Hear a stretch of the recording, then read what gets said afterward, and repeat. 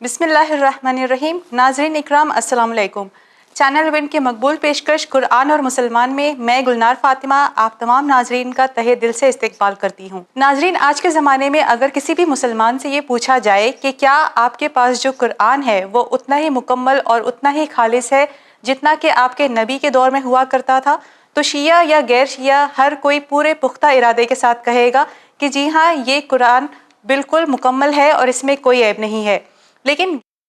का हम पर ये इल्ज़ाम है कि बाकी इलाही किताबों की तरह कुरान की आयतों के साथ भी छेड़छाड़ की गई है, इसमें डिस्टॉर्शंस हैं और आयतों को रिप्लेस किया गया है या इन्हें एडिट कर दिया गया है। इस इल्ज़ाम में कितनी सदाकत है भी या नहीं, आइए हम जानते हैं हमारी आज की मेहमान ख्वाहर ज़हरा रिजवी से।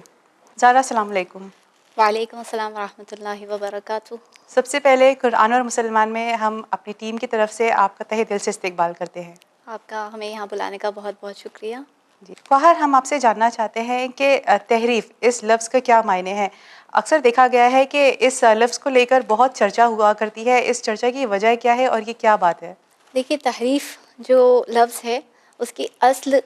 3 हरूफ पर है, मबनी है, हा, रा और फ़ा यानी हर्फ। और इसका जो है मुख्तलिफ़ जगहों पर परवरदिगार आलम ने जो है तज़किरा किया है। उसमें से परवरदिगार आलम सूरह हज के 11वीं आयत मुबारका में फरमा रहा है, और लोगों में से वो हैं जो कि अल्लाह को हर्फ पर, अल्लाह की हर्फ पर इबादत किया करते हैं।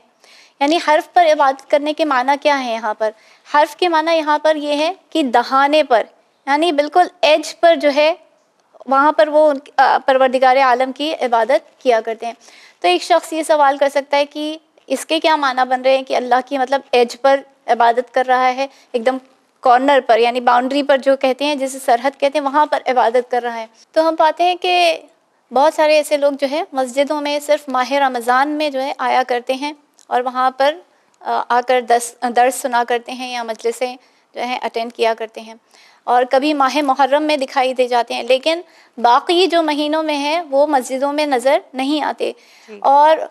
माशाल्लाह 19वीं या 21वीं या 23वीं जो शब-ए क़द्र होती हैं उनमें वो नज़र आते हैं, और वहाँ पर रात भर जाग कर जो है इबादतें किया करते हैं, रोज़े रखा करते हैं, नमाज़ें पढ़ा करते हैं, लेकिन बाकी महीनों में वो मस्जिदों में नज़र नहीं आते। और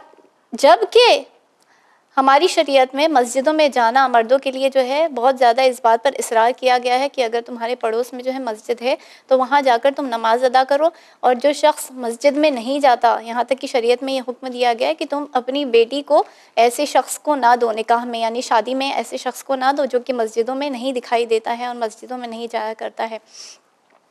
इसके अलावा कुछ, ये तो आज की बात है, रसूल खुदा के ज़माने में भी हम देखते हैं कि उनके दौर में कुछ सहाबा ऐसे हुआ करते थे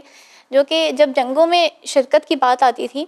तो उस वक्त वो वहाँ पर जंग के मैदान में पाए जाते थे, जबकि उन्हें कुछ ऐसे उम्मीद होती थी या कह दें कि लालच हुआ करती थी कि हमें जो है अनफाल में से कुछ हिस्सा मिल जाएगा, यानी जिसे स्पॉइल्स ऑफ वॉर कहा जाता है,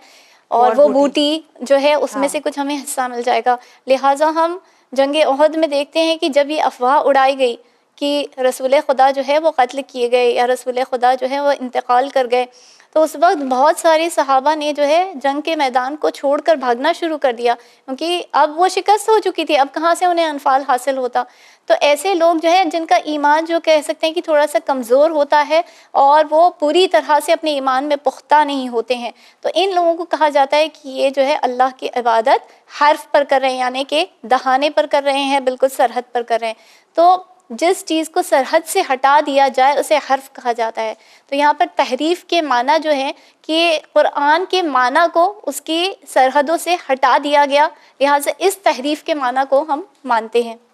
जी, लेकिन ख्वाहर, अक्सर ये अहले तशय्युअ पे एक इल्ज़ाम लगाया जाता है कि हमारा जो कुरान है वो अलग है,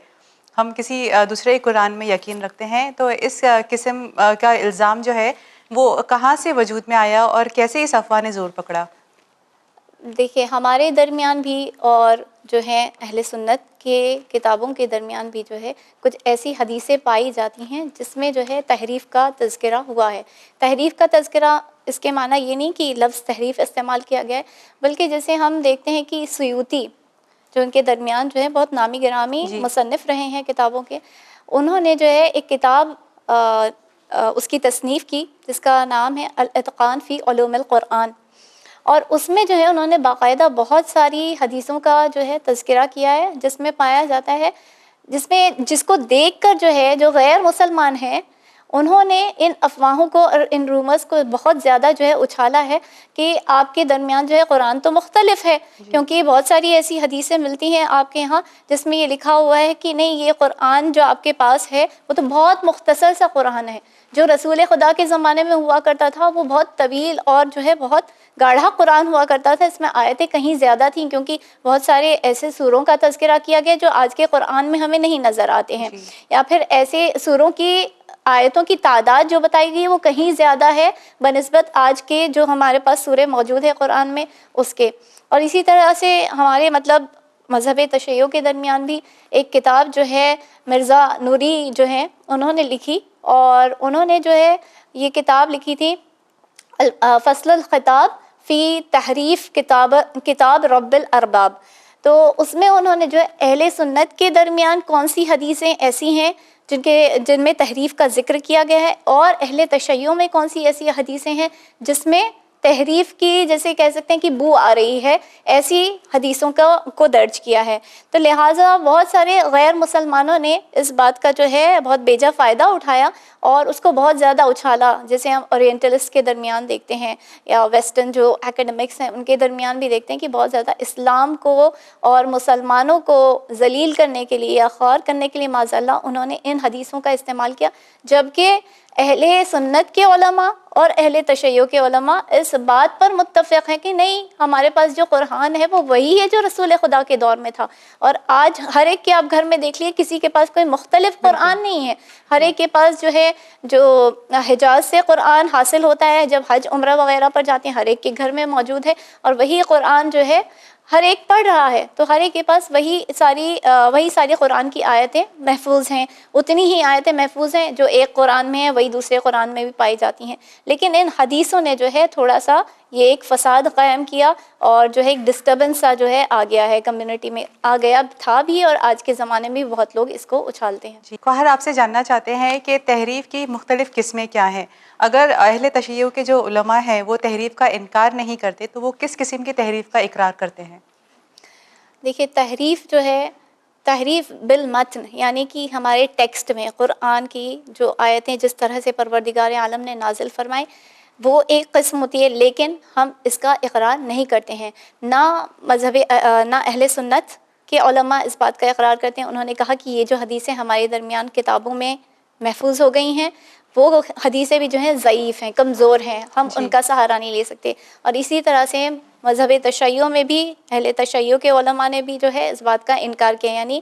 کہ متن میں کوئی تحریف نہیں ہوئی ہے، ٹیکسٹ میں کوئی تحریف نہیں ہوئی ہے، ایک قسم کی تحریف ہوتی ہے، لیکن جس تحریف کا ہم اقرار کرتے ہیں، یعنی اہل تشیع جس تحریف کا اقرار کرتے ہیں وہ ہے تحریف جس میں ہمیں آیت ترک کرنے والی تحریف، یعنی آج آپ دیکھیں گے کہ جو ہمارے اہل سنت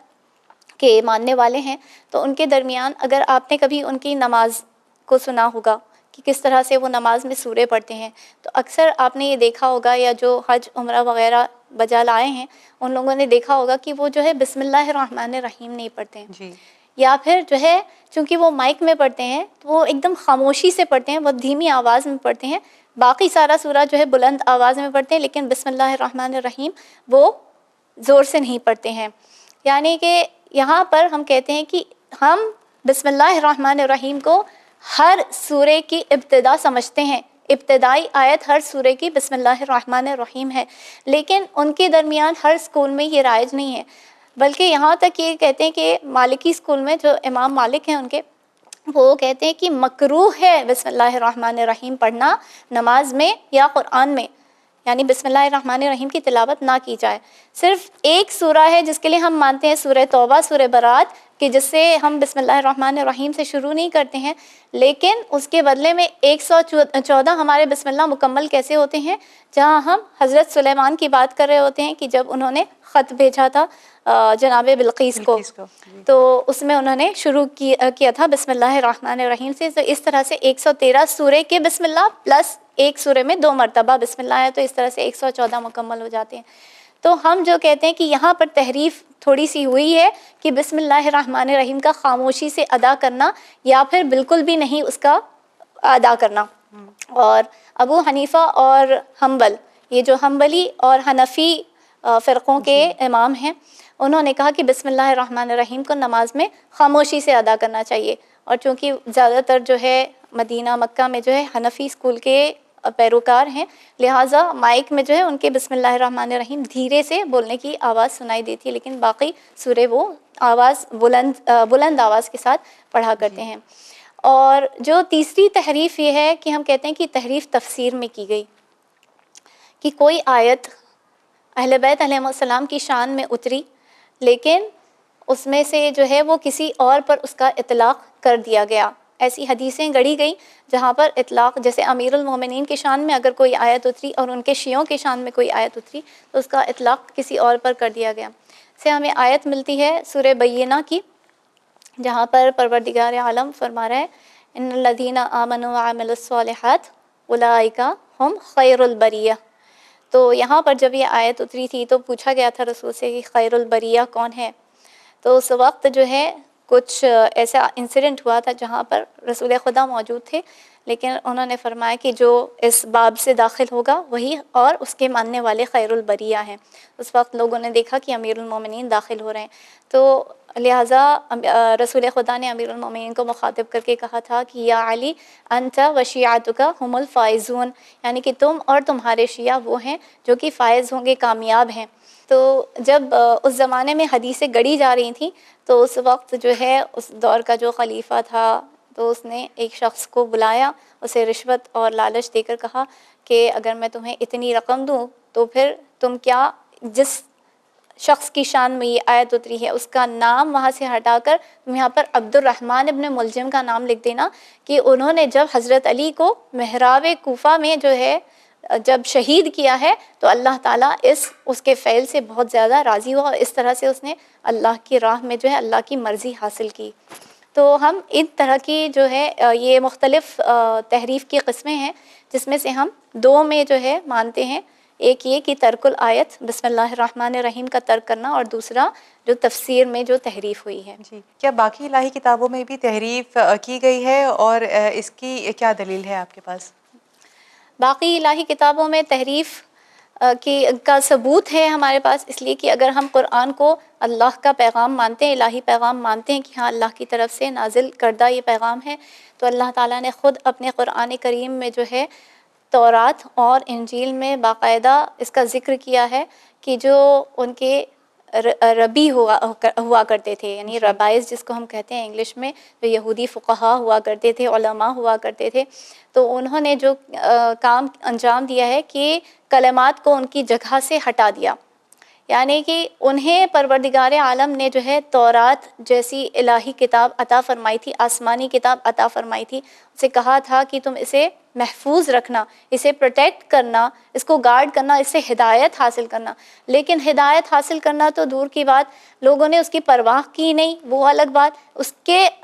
لیکن اس کے علاوہ جو ہے ان لوگوں نے اس میں تحریف کی کہ یہاں پہ حرف بدل ڈالے اس کے.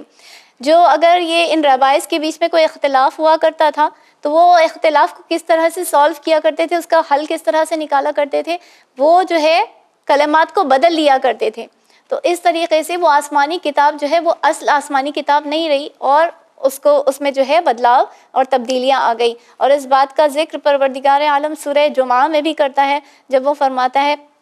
بسم اللہ الرحمن الرحیم مثل الذین حملوا التوراۃ ثم لم يحملوها كمثل الحمار يحمل اسفارا. یعنی پروردگار عالم کیا مثال دے رہا ہے؟ مثال ان لوگوں کی جنہیں تورات دی گئی، یعنی جو حامل تورات تھے، جیسے حامل قرآن ہے تو حامل تورات تھے جنہیں دی گئی، جنہوں نے اس کو حفظ بھی کیا، اسے پڑھا، یعنی جو اصل ان کے علماء تھے. ان لوگوں کی مثال کیسی ہے؟ گدھے کی مثال. یعنی کہ گدھے کے اوپر کتابیں اگر لاد دی جائیں وہ کسی فائدے کی نہیں ہے. اس گدھے کو کیا فائدہ ہو رہا ہے اس سے؟ تو ہم نے تورات تو نازل فرمائی ان کے اوپر، لیکن انہوں نے اس سے کوئی فائدہ نہیں اٹھایا، بلکہ اس کے خلاف جو ہے انہوں نے اس میں تحریف کر دی. تو اس طرح سے تورات کا ذکر ہے، اور باقاعدہ اہل کتاب میں انجیل کے فالوورز جو ہیں، جو ان کے اتباع کرنے والے، حضرت عیسیٰ کی اتباع کرنے والے ہیں، ان کی بھی تنبیہ کی گئی ہے اسی طریقے سے قرآن میں، جس طرح سے تورات کے پیروکاروں کی تنبیہ کی گئی ہے. تو اسی طریقے سے پروردگار عالم نے جو ہے اہل کتاب میں چونکہ انجیل یعنی حضرت عیسیٰ علیہ السلام کے اتباع کرنے والے شامل ہیں، تو ان کی بھی اسی طریقے سے مذمت کی ہے اور تنبیہ کی ہے کہ ہم نے انہیں جو ہے الہی کتاب نازل فرمائی ان کی طرف، لیکن انہوں نے جو ہے اس کی حفاظت نہیں کی، اس کے لیے کیئر نہیں کیا، اس کا خیال نہیں رکھا، بلکہ اس کے حروف کا تبادلہ کر دیا، یعنی اس میں تبدیلیاں لے کر آ گئے، کلمات جو ہے ان میں حرف پیدا کیا، یعنی انہیں ادھر سے ادھر کر دیا اور اس طرح سے تحریف کر دی. لہٰذا وہ الہی کتابیں آج اپنی اصل شکل میں یہاں پر موجود نہیں ہیں. کوثر بہت بہت شکریہ اس درس کے لیے. اور آپ کا بھی بہت بہت شکریہ ہمیں یہاں بلانے کے لیے.